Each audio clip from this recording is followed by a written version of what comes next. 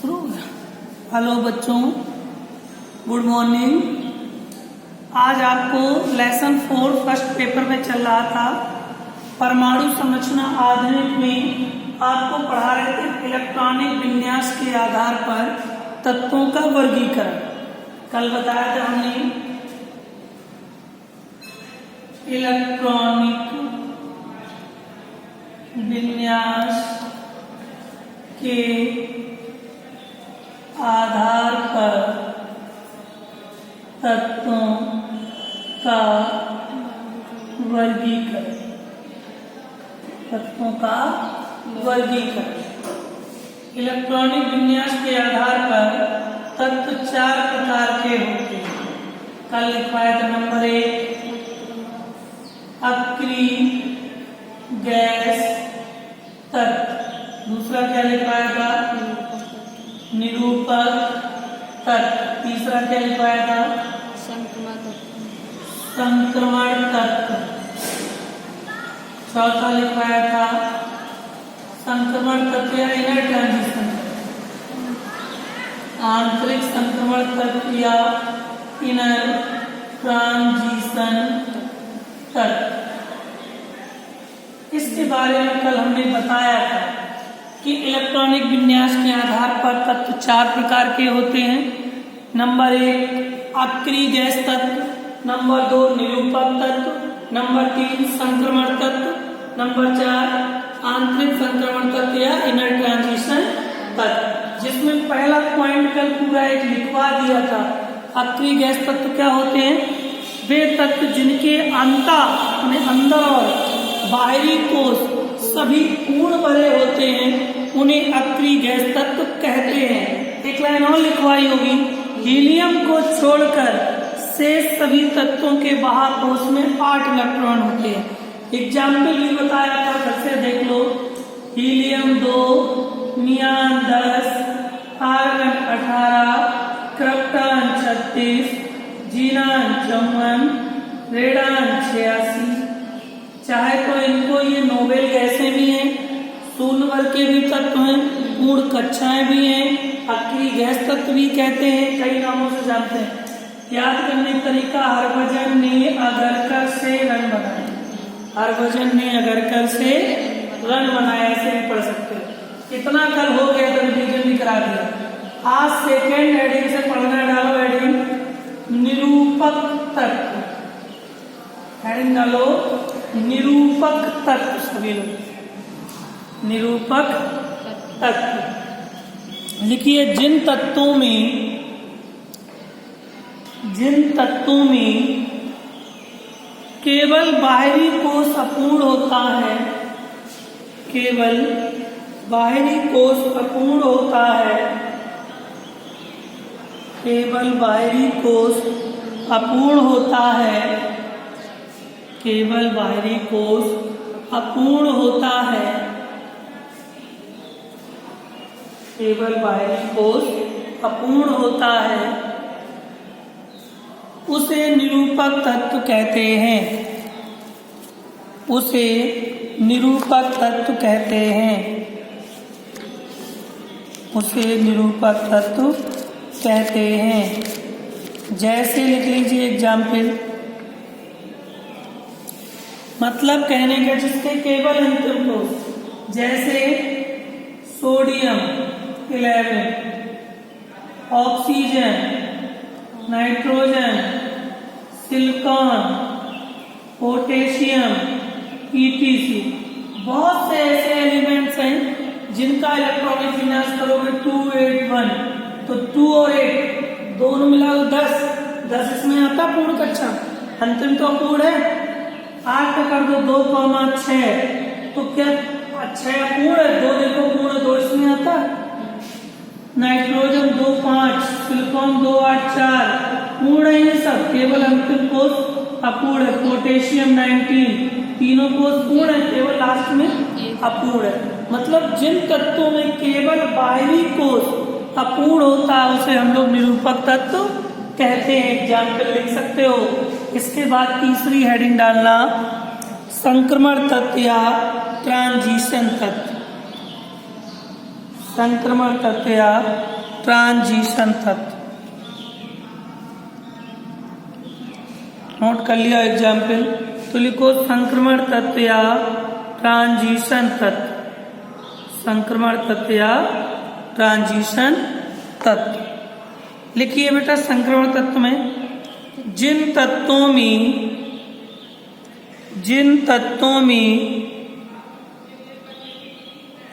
अंतिम 2 इलेक्ट्रॉन अपूर्ण होते हैं, अंतिम कह दें या बाहरी कह दें, जिन तत्वों में अंतिम 2 कोष अपूर्ण होते हैं, अंतिम 2 कोष अपूर्ण होते हैं, उन्हें संक्रमण तत्व या ट्रांजिशन तत्व कहते हैं।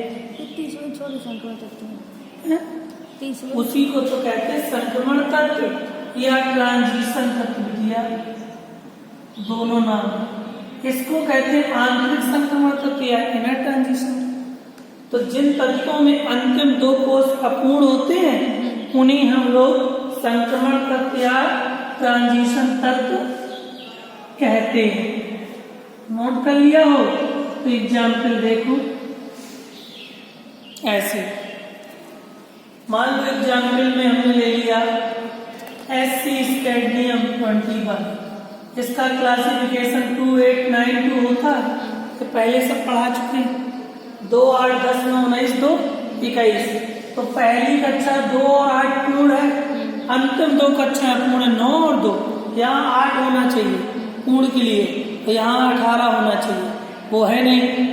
कोई भी ले लो, CU कॉपर 29 ले लो, 2, 8, 17, 2, देखो 2 पूर्ण 2 पूर्ण। फिर 26 ले लो, 2, 8, 14, 2, 8, 2, 10, 14, 24, 2, 26। ये 2 पूर्ण है, ये 2 अपूर्ण है। इन्हें कहते हैं संक्रमण तत्व या ट्रांजिशन तत्व। अगर कोई आपसे संक्रमण तत्व की परिभाषा पूछ ले तो बहुत सरल परिभाषा, जिन तत्वों में अंतिम 2 कोष अपूर्ण होते हैं उन्हें संक्रमण तत्व कहते हैं। अलग से एक और परिभाषा होती है, जिन तत्वों में S और P ऑर्बिटल के मध्य, इसी को ऐसे दर्शाते हैं 26, 1s2, 2s2, 2p6, 3s2, 3p6, 3d6, 4s2, 2, 2, 4, 10, 12, 18, 2, 20, 6, 26। जिन तत्वों में S और P ऑर्बिटल के मध्य, देख लो S और P के बीच लिखा D तत्वों को ही संक्रमण तत्व कहते हैं।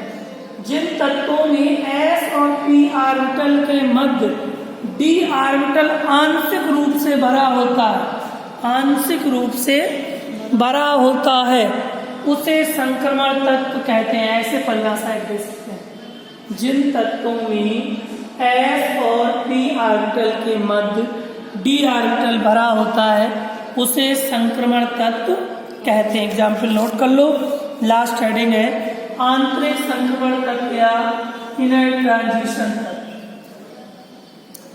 आंतरिक संक्रमण तत्व या इनर ट्रांजिशन तत्व। आंतरिक संक्रमण तत्व या इनर ट्रांजिशन तत्व।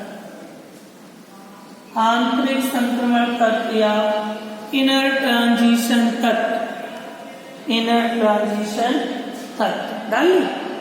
देखिए, जिन तत्वों में, लिखो जिन तत्वों में अंतिम 3 कोष अपूर्ण भरे होते हैं, अंतिम 3 कोष अपूर्ण भरे होते हैं, अंतिम 3 कोष अपूर्ण भरे होते हैं, उन्हें संक्रमण तत्व या ट्रांजिशन तत्व कहते हैं।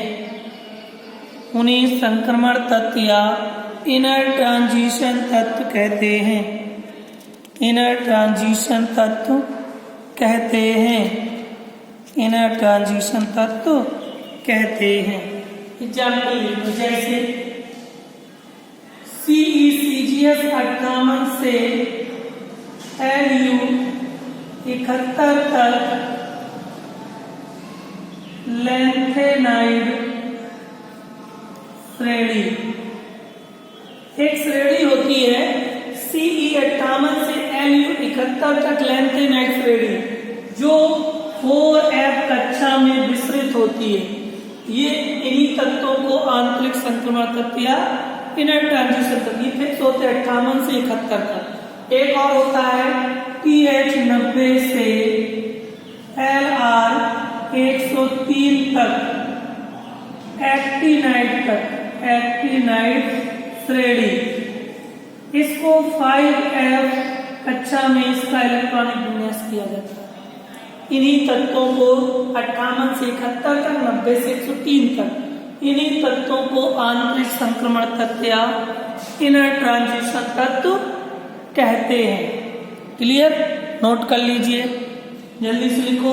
आज चैप्टर पूरा फिनिश हो जाएगा 4, कल से इसके न्यूमेरिकल शुरू हो जाएगा। लिख लिया?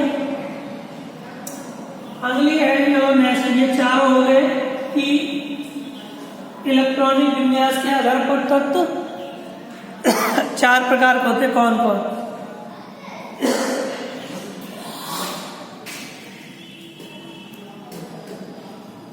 नेक्स्ट हेडिंग डालो बेटा, प्रतिचुंबकीय पदार्थ।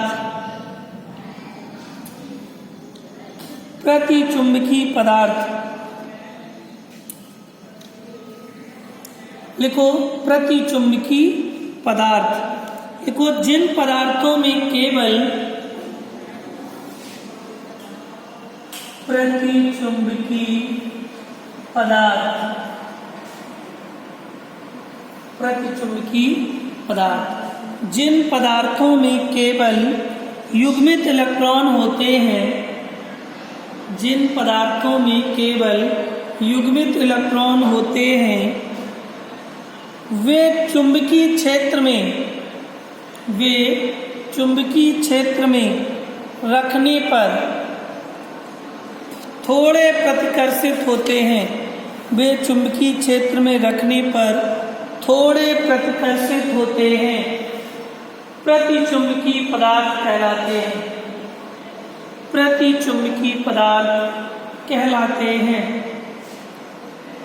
प्रतिचुंबकीय पदार्थ कहलाते हैं। देखो कैसे, कौन कौन प्रतिचुंबकीय? Oxygen 2 - 8, 1s2, 2s2, 2p6, 2 2 4 6 10। Fluorine F 1 - 9, 9 में 1 जोड़ो 10, 1s2, 2s2, 2p6, 10 हो गए। सोडियम 1 पॉजिटिव आयन 11, 1 कम हो गया 1s2, 2s2, 2p6। Magnesium 2 ion 12 में 2 चले गए 10 बचे, 1s2, 2s2, 2p6। इस तरह से, यानी कि सभी के इलेक्ट्रॉनिक विन्यास समान आ जाए। आपको पढ़ाया है सम इलेक्ट्रॉनिक, उन्हीं को प्रतिचुंबकीय पदार्थ कहते हैं। प्रतिचुंबकीय पदार्थ कहते हैं। नोट कर लीजिए।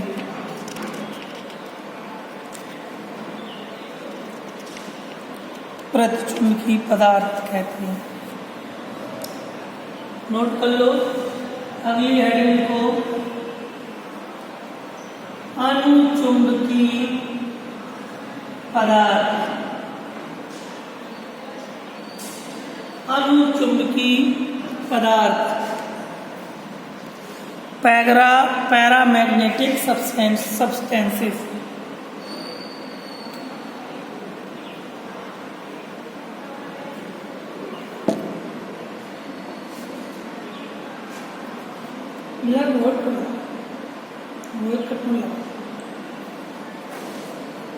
लिख गया? हेडिंग डालो, अनुचुंबकीय पदार्थ। लिखिए बेटा, जिन पदार्थों में एक या एक से अधिक, जिन पदार्थों में एक या एक से अधिक अयुग्मित इलेक्ट्रॉन होते हैं, जिन पदार्थों में एक या एक से अधिक अयुग्मित इलेक्ट्रॉन होते हैं, अयुग्मित इलेक्ट्रॉन होते हैं वे चुंबकीय क्षेत्र द्वारा प्रबल रूप से आकर्षित होते हैं।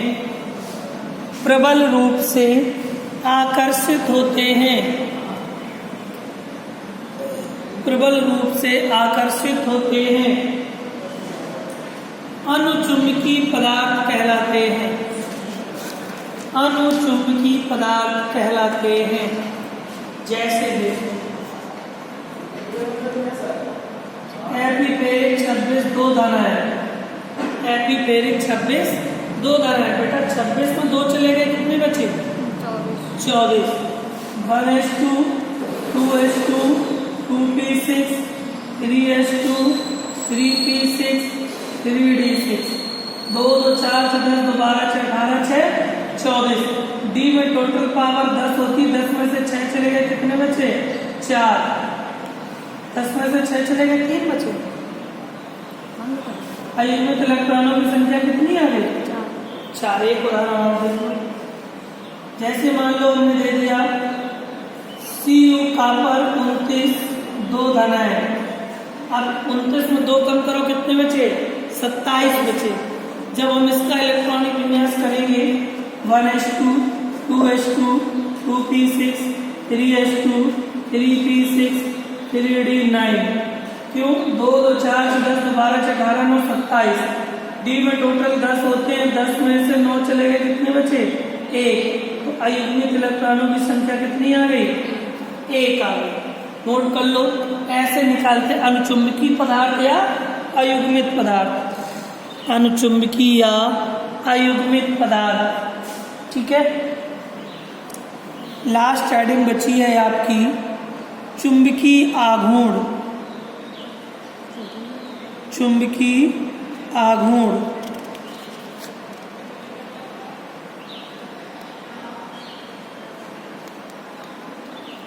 चुंबकीय आघूर्ण हेडिंग डालो लास्ट बस।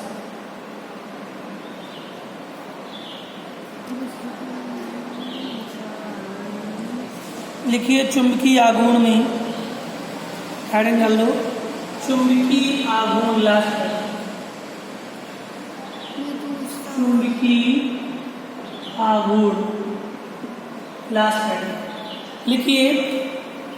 संक्रमण तत्वों के आयनों और यौगिकों। संक्रमण तत्वों के आयनों और यौगिकों। संक्रमण तत्वों के आयनों और यौगिकों के चुंबकीय आघूर्ण में संक्रमण तत्वों के आयनों और यौगिकों के चुंबकीय आघूर्ण में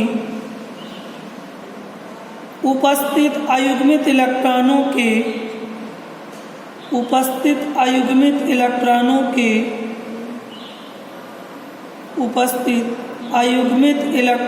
के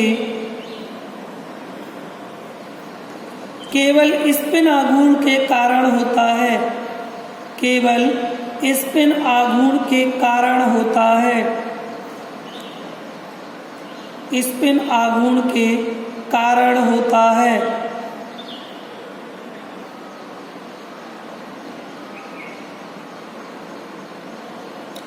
इसका मात्रक बोर मैग्नेटिक होता है। बोर चुंबकीय, जिसको हिंदी में कहते हैं बोर मैग्नेटिक होता है। फार्मूला लिख लेंगे इसका। इसे म्यू ऐसे लिखना है। इसे म्यू से प्रदर्शित करते हैं। ये फार्मूला लिख लो। रूट के अंदर n+2 म्यू Bn इसका मात्रक है। Bore magnetic. ये म्यू क्या है? ये है चुंबकीय आघूर्ण। चुंबकीय आघूर्ण म्यू है। n आपका यहाँ पर अयुग्मित इलेक्ट्रॉनों की संख्या है। बाकी सब पता ही है। म्यू चुंबकीय आघूर्ण है, n अयुग्मित इलेक्ट्रॉनों की संख्या +2। फार्मूला से सवाल लगेंगे। म्यू बराबर रूट के अंदर n+2। Bm का मतलब बोर मैग्नेटिक। इस तरह से आपका चैप्टर 4 फर्स्ट पेपर में खत्म होता है। उधर सेकेंड में भी आपका तीसरा लेसन फिनिश हो गया। ठीक है, 4 लेसन तक फर्स्ट खत्म हो गया। कल आपको 4 लेसन के न्यूमेरिकल पढ़ाएंगे। सभी लोग फेयर कंप्लीट करके और न्यूमेरिकल इसके याद करके आएंगे, तब सवाल करने में मजा आएगा जब फार्मूले याद करके आएंगे। ठीक है, धन्यवाद।